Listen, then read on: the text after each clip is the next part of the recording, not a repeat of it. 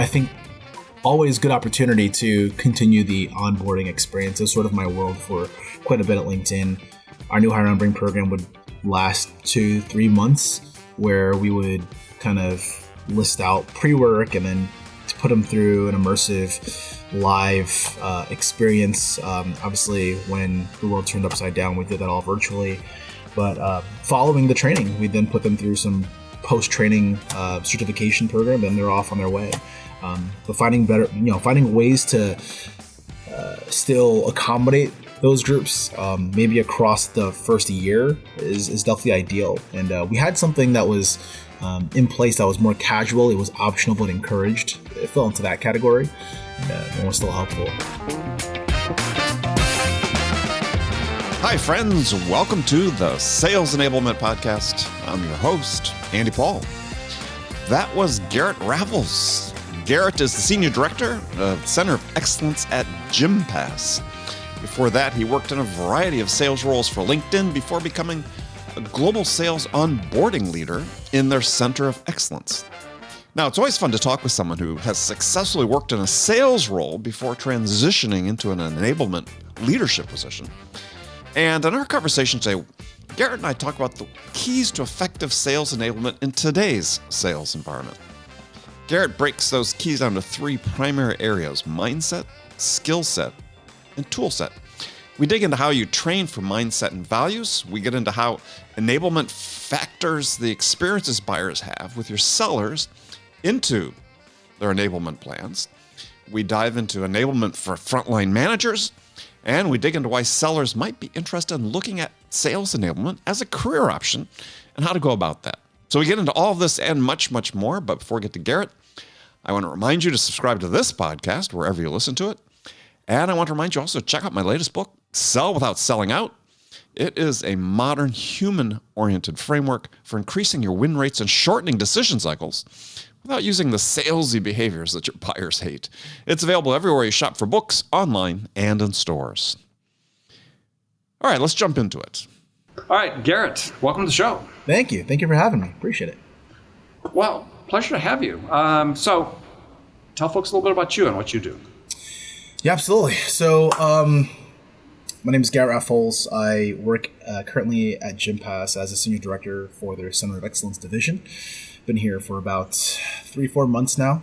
I'm really focused on all things sales training and really getting deep into things like sales process, sales methodology, and at a deeper level, sales culture. But prior to joining Gympass, I was at LinkedIn for nearly 8 years, actually over 8 years, as a sales rep and on their sales readiness division, handling things like new hire onboarding training and sales methodology training as well. So tell me about the Center of Excellence, because I see a few more companies now sort of using that term around enablement. And I think you wasn't at LinkedIn, weren't you also sort of a Center of Excellence? Correct, yeah. So at LinkedIn, I was part of the Center of Excellence team. But that kind of acted as a catch-all for a lot of our different training programs. So our, new hire onboarding, manager training, high potentials training, sales development academy. And so at Gympass, we're looking to sort of move in a similar direction where we're, first kicking off with sort of a university of sales, if you will, trying to just lay the groundwork for what sales training means and, adding some body to it, defining it, and then kind of going from there, building it all out. Well, okay. Well, that triggers a question. So what does sales training mean these days? So sales training. Because it's a big, all-encompassing term. But on one hand, I read reports and so on saying, senior level people sometimes sort of skeptical about sales training because not sure they see the ROI for it. Other hands, some companies are sort of obligatory about how they do it. I mean, others are really committed to it. I mean, what is it these days? Well, I think it's definitely evolved for sure. The ways in which you and I were introduced from your colleague, obviously Amy, who had joined one of my sessions where I spoke at the Sales Enablement Conference in New York a couple months back, and I talked about how to make sales training suck less. And that was the title of the presentation, in which I talked about how, obviously training is, I think that for a lot of reps, not fun.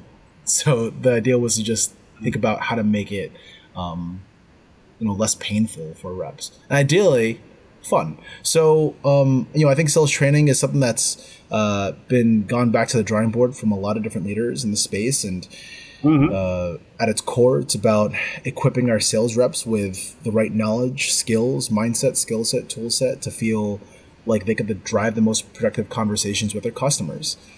I think it's evolved from just being a sort of reactive initiative to being much more proactive. And I think the most agile companies think about it in that way, where they try to put a pin down on what exactly could be most beneficial for their sales reps. Maybe it's discovery, maybe it's revamping the sales process as a whole, maybe it's leadership development.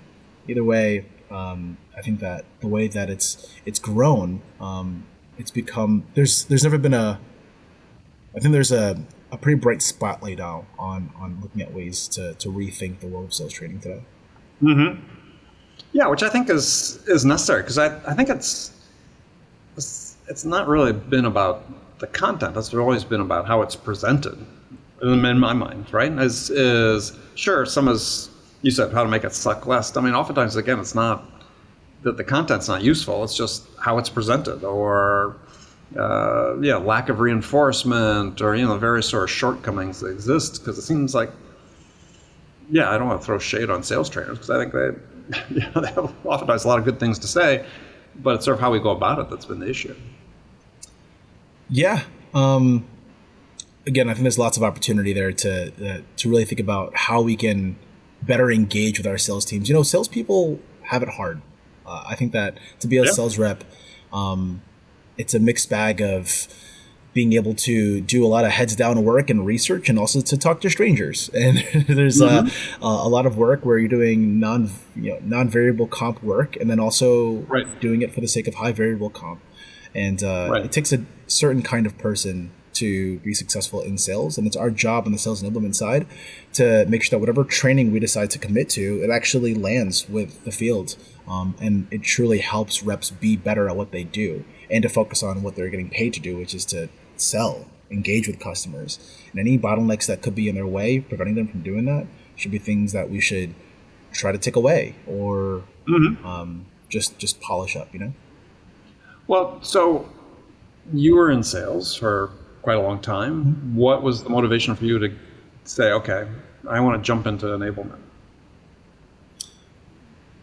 Yeah, I think it was a bit of a journey for me. I'd been selling for about 7 years before I started to consider going the sales enablement route. And I think that what really did it for me was,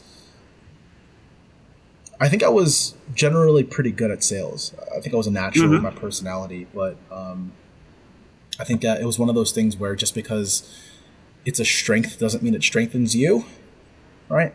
Didn't feel like I wanted to continue going down that route.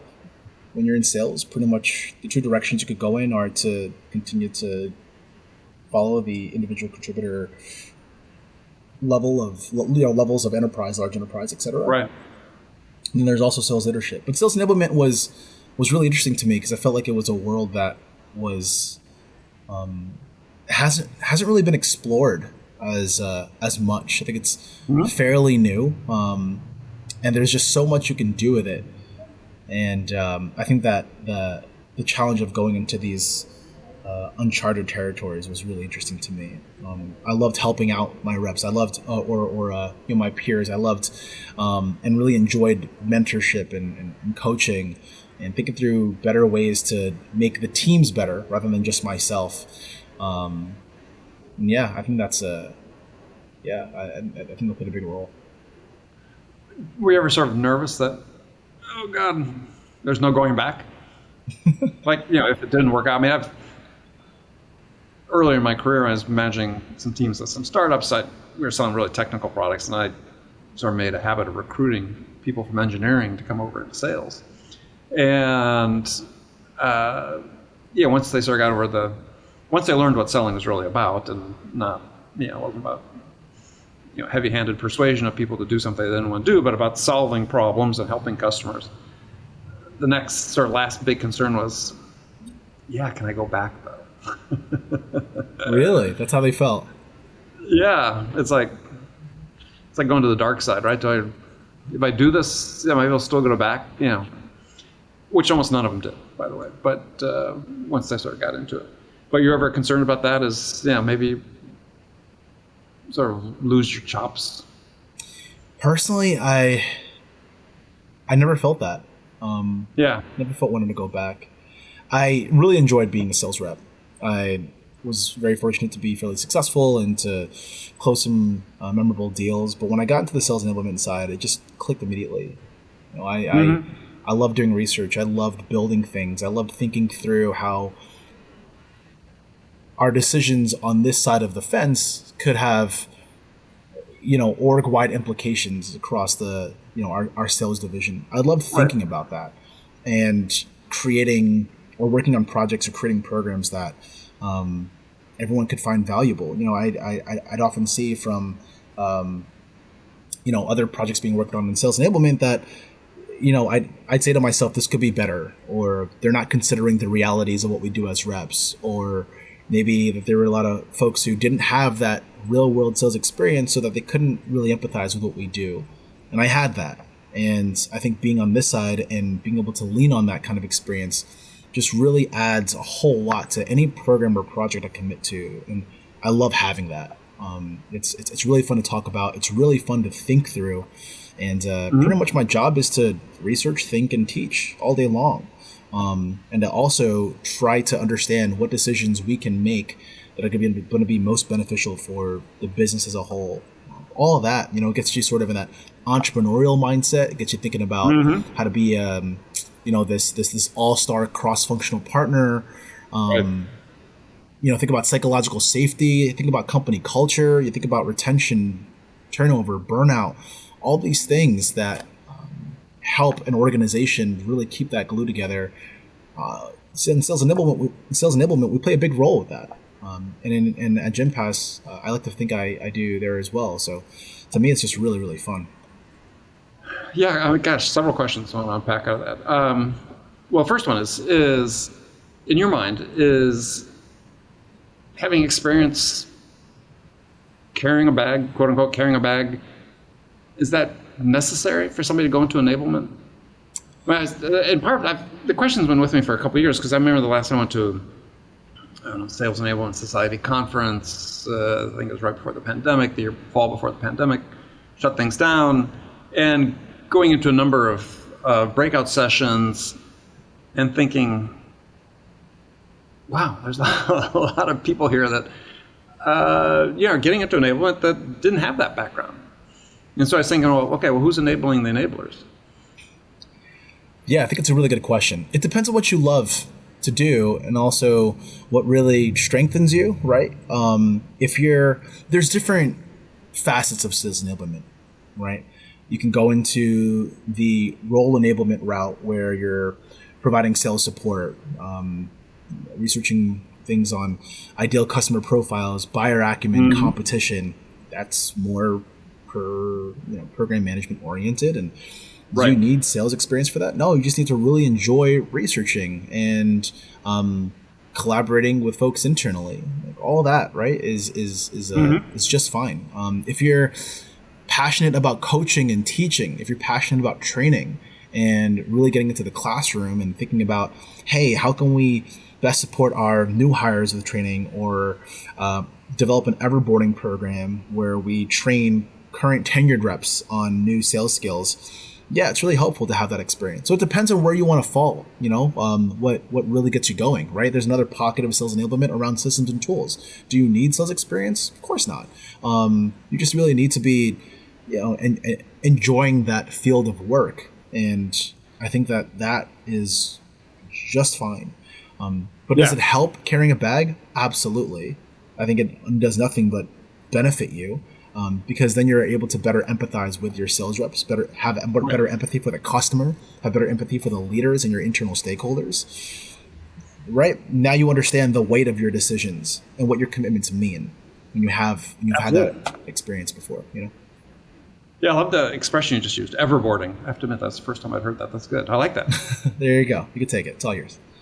Yeah, no, but I mean, I love it. I think it's a great description of because there's so much focus. People talk about onboarding and bringing people up to speed, but I think it's just as important as you talked about, or referenced with that expression is, what are we doing for the people who've been in it for a while? How are we keeping them fresh and up to date? And sometimes I feel like that gets overlooked a lot of times. Yeah, certainly. There's, I think, always good opportunity to continue the onboarding experience. That's sort of my world for quite a bit at LinkedIn. Our new hire onboarding program would last 2-3 months, where we would kind of list out pre-work and then put them through an immersive live experience. Obviously, when the world turned upside down, we did that all virtually. But following the training, we then put them through some post-training certification program, and they're off on their way. Mm-hmm. But finding ways to still accommodate those groups, maybe across the first year, is definitely ideal. And we had something that was in place that was more casual. It was optional but encouraged. It fell into that category, and it was still helpful. But yeah. Well, I wanted to ask you about something, because I read something about this fascinating program that I think it was in Chicago school district, high school or elementary, mostly high school, I guess, is, and I think it's Chicago, the main district in Chicago, just made Chicago Unified, where the way they supported at-risk students, academically at-risk students through the first year of high school, they had this program called Freshmen on Track. And the whole thing was geared to ensure that those in this program achieved some level of success, right? Where they were, got the gratification and the experience of succeeding and motivated to keep on going and to do more perhaps the subsequent year. And it was, as I was reading about that, I thought, this would be a great model for sales, right? For first year sellers to say, look, I think one of the issues I see repeatedly is that many organizations aren't intentional about ensuring that people experience some level of success, because I think confidence is bred from success. Sure. And so success, when it builds on success, I thought, God, this would be a great model for like the first year of sellers, right? You're enrolled in this program where you've got this team of people there just to ensure, in a very tangible way, with different milestones, just, they've reached full productivity in 6 weeks, right? Is some very maybe smaller targets, smaller things you can do, more bite size, but you get this feeling of having accomplished something and gaining this confidence that I find that many sellers that come in early that churn out never experience. Yeah. I think it's a great idea to kind of approach training in general, not just onboarding, but training. Really giving folks an opportunity to understand what gets them going, what gets them motivated. I think that too, what it reminds me of is an exercise that really kind of made an impact on me was from Conscious Business with Fred Kaufman. Had a program with that title, and he talked about in his trainings about the coat of arms, and an exercise where he would ask people in the class to draw a line down the middle and say, hey, I want you to create your own personal coat of arms. On one end, I want you to list out all the things that make you feel like your best self.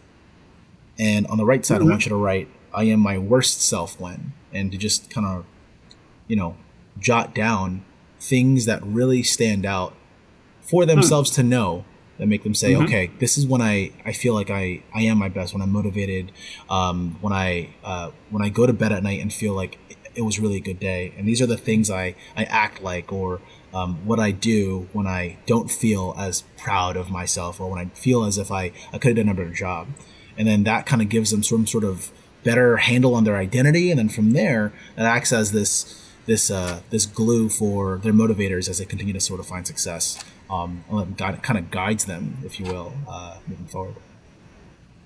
Yeah. Yeah, no, I think that's a great example. And I think, you know, I think one of the issues I see repeatedly is that many organizations aren't intentional about ensuring that people experience some level of success, because I think confidence is bred from success. And so No, I love that coat of arms idea. Yeah, I like that. I mean, I don't know. I see the data. We all see the data. The falling percentage of reps hitting quota, yada, yada, yada. In general, if you look at all of this are disparate data points about sales performance, it sort of paints kind of a grim picture on one hand.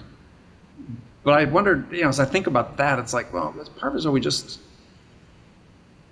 are we measuring success in just sort of too macro of a level? And maybe we need to, like I said, break it down into smaller components. Sort of change how we assign quotas or assign goals, and maybe even change the frequency with which we measure, so that, because I think we've got such a tremendous turnover problem in sales in general. Not this would necessarily address all of it, but I think a lot of people are just lacking the confidence that they can do the job. And it seems like we could do a better job of sort of inculcating that basic degree of confidence in them. By the way, I know it's not necessarily true what you're doing at GymPass, but I mean, some SaaS companies, it's like, we expect people to have full productivity in 6 weeks. Well, what does that mean? Right? And is that even realistic? And why should that even be realistic? What happened to sales being an apprenticeship, which it fundamentally was, and I think probably still is to some degree, where it gave people a little more time in a structured way to learn their trade. I think that'd be really helpful. I think that's a great approach, because sales is sort of a craft, right? It deserves. I think every sales rep should have a mentor / coach, both separate people acting as that, if you will. I think that it's something that should be practiced often, even beyond the sales calls, right? They should be thinking about their approach and kind of sharpening their tool set outside of the conversations. And so, I think an apprenticeship is definitely ideal, but it also makes sense that organizations don't really invest in things like that, because there's just not enough time. When an org decides to commit to a rep, they think, okay, this person needs to hit the ground running as fast as possible and sell immediately so I can get my money's worth, right? I know, but isn't that the issue? Is they should be, I know we're talking more globally here, but isn't that really fundamentally one of the issues, is that organizations, not just startups, but even larger organizations, sort of lost the sense that we're making a little bit longer term investment in this individual, as opposed to, hey, we've got this short period of time, make it or break it. Because I think about one of the examples I like using is, I'm a huge soccer fan, and people who listen to this show regularly know that, is it's not unusual to see players adapt to a professional environment at different speeds. You see it in all professional sports, right? Maybe a high draft choice that's not really doing so well the first 2 years, and then suddenly, boom, in the third year, everything starts making sense to them. And it's no different in sales, right? Is we assume everybody's going to adapt and learn at the same rate fundamentally, because to your point is, hey, we got to get our payback, but we stop sort of acknowledging that, these are individuals that are going to learn at different rates, and so why can't we accommodate that? And again, the question is not pointing to you as an individual. I'm just speaking more globally here. Of course. It seems like we should be able to, and feels like we. I was just looking at something that today somebody had sent me a spreadsheet, sort of the cost of unwanted attrition, and among sales teams. And it's like, we could address some of this if we were just perhaps more patient. Yeah, no, I think it's a really good call out. There's definitely opportunity to find better ways to make sure that our sales reps feel fully and wholeheartedly confident in what they're doing. I think that oftentimes they're organizations will just bring on board sales reps, put them through whatever onboarding program they have, and then just expect them to just get into the field and start selling.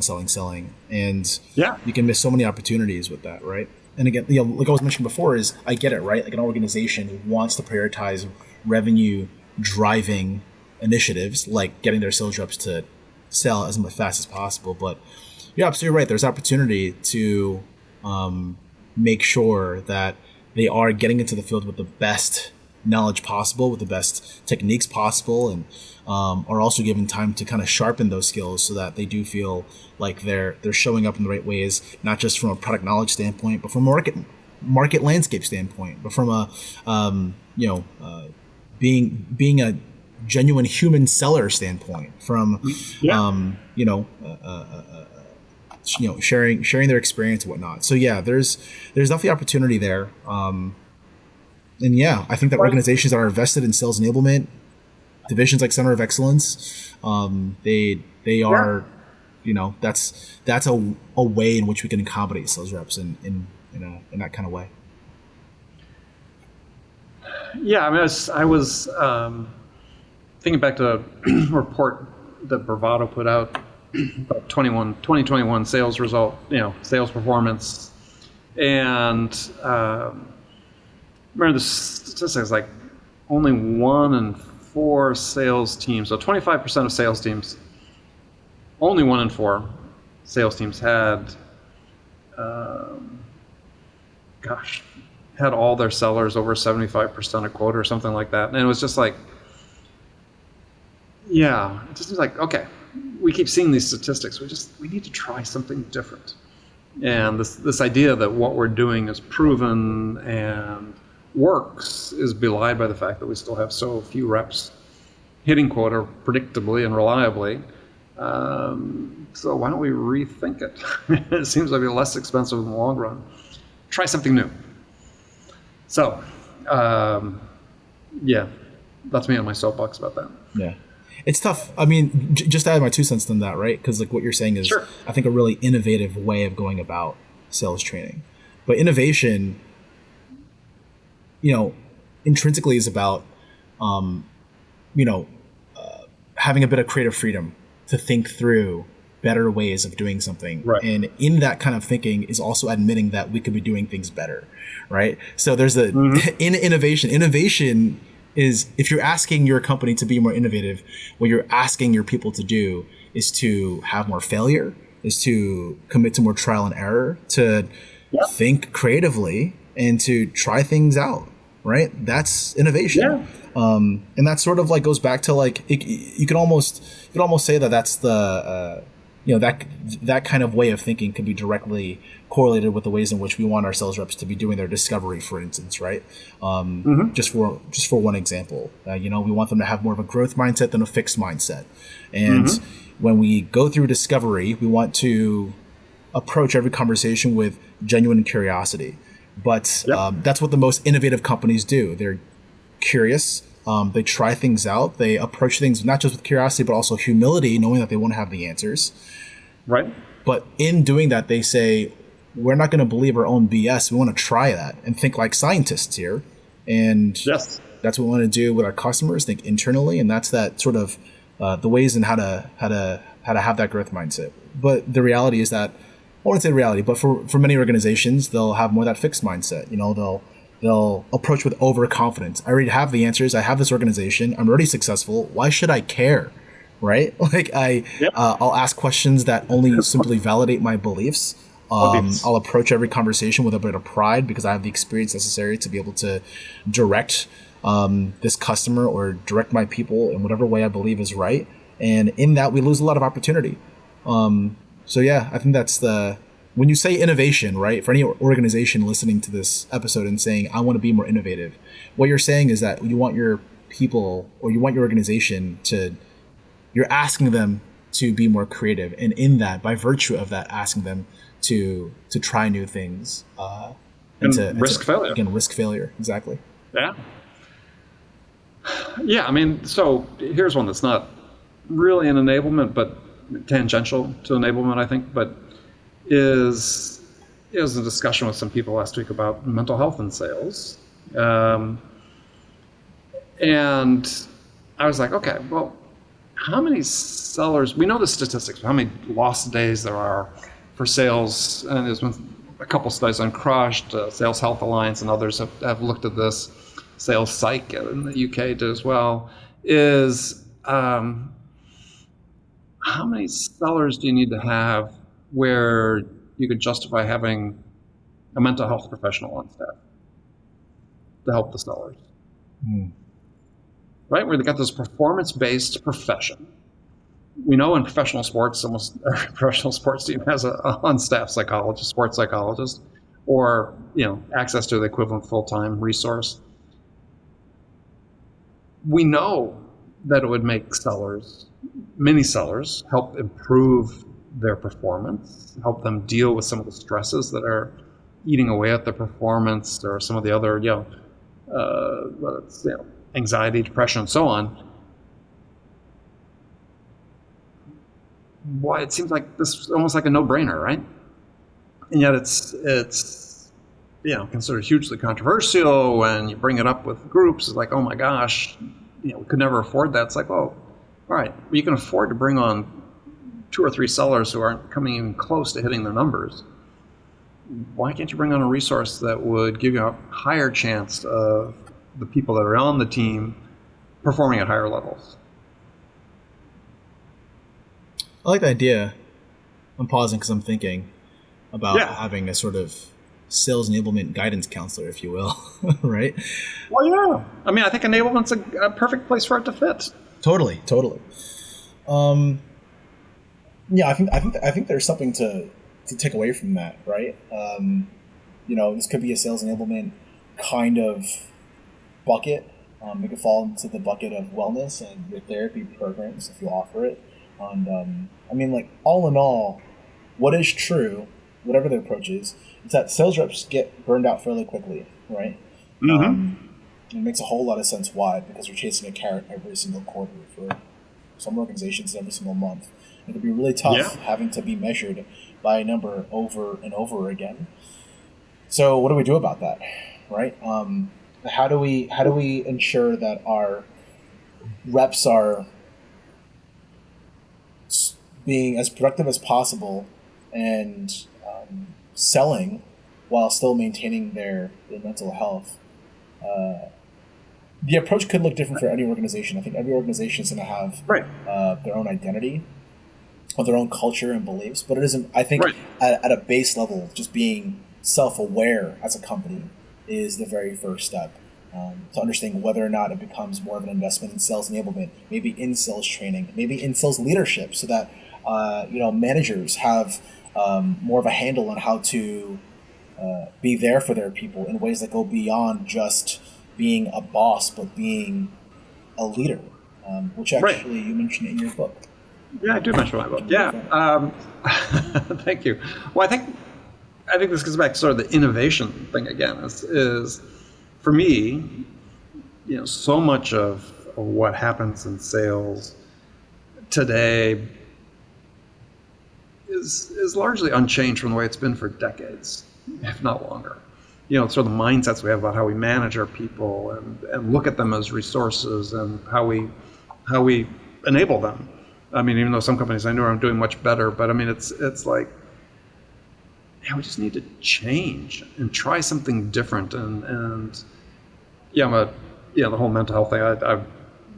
You ever watched the show Billions? I haven't watched it, no, but I've heard amazing things about it. Yeah, a great show. But one of the main characters is this high pressure, high intensity trading floor for a hedge fund, and and the key employees is the staff psychologist, or actually I think she was a shrink psychiatrist. But people just drop in. They had a tough day on the trading floor, and I thought, wow, that makes so much sense. I mean, we've got floors like that full of salespeople, or we did, but we've got virtual floors full of salespeople. That, to your point earlier, this is just hard work. It's not gotten any easier. I don't know. I think this is part of enablement that we should be looking at and investing in. I think it's a fantastic idea, honestly. And now you've got me more curious about Billions. I'm gonna have to watch that after I finish Stranger Things. Yeah, it's a very entertaining show. Well, I mean, along the same lines so I have this, some people think crazy idea, which is, okay, we see the statistics from both the seller's perspective as well as research perspective. Not enough coaching goes on with frontline managers with their sellers or at other levels. So, fine, Why do managers have to be coaches? Why don't we hire coaches? Dedicated coaches, that's their job. And they don't have to screw with reporting and putting the forecasts together or any of that stuff. They're just there to coach. We could. It's an interesting idea. I think that is actually something too that we even thought about at LinkedIn, where we even considered the idea of having dedicated coaches just like that. It's just a matter of it's a different kind of way of doing things, and that's really out there, right? It goes back to innovation and our definition for it, where we have to admit something's wrong or we could do something truly, truly better. But yeah, I think it's an interesting way of being there for our sales reps to do a pretty darn hard job, Yeah. It's always been a hard job. It hasn't gotten any easier. So, well, Garrett, it's been fun having you here. Thanks, I appreciate it. It's been fun hanging out. It's I love this podcast. I learned a lot from it growing up and actually entering sales enablement about 5 years ago, and this show helped me a lot to kind of give myself my own identity when I entered this world. So I appreciate you having me. It means a lot. Well, I appreciate the thought you're putting into what you're doing, which is, I don't see it everywhere with enablement. It's really what's required. And I think a willingness to innovate and try new things is appreciated, because I don't know why we think we have it figured out. I mean, it's the challenges are there. They're well documented. There's a reluctance, I think, at upper levels to invest in some of these innovations. But hey, companies can still grow and at heart not be doing a very good job. And, to your point about centers of excellence, it's like, let's strive for that excellence across the board. And well, Garrett, more people like you will make sure it happens. So thanks for joining me. And if people want to connect with you, what's the best way to do that? There's a network called LinkedIn. If you haven't heard about it, check it out. Oh yeah, you've heard of that? Yeah, it's pretty cool. Feel free to connect with me on there. We'd love to connect with you guys. We appreciate the time, Andy. It's been a blast. All right, Garrett, thanks a lot. Take care. Bye. Okay, friends, that's it for this episode. First of all, I want to thank you for taking the time to listen. I am so grateful for your support of the show. And I want to thank our guest, Garrett Rafols, for sharing his insights with us today. If you enjoyed this episode, please subscribe to this podcast, Sales Enablement with Andy Paul, on iTunes, Spotify, or wherever you listen to podcasts. And as always, thank you so much for investing your time with me today. Until next time, I'm your host, Andy Paul. Good selling, everyone.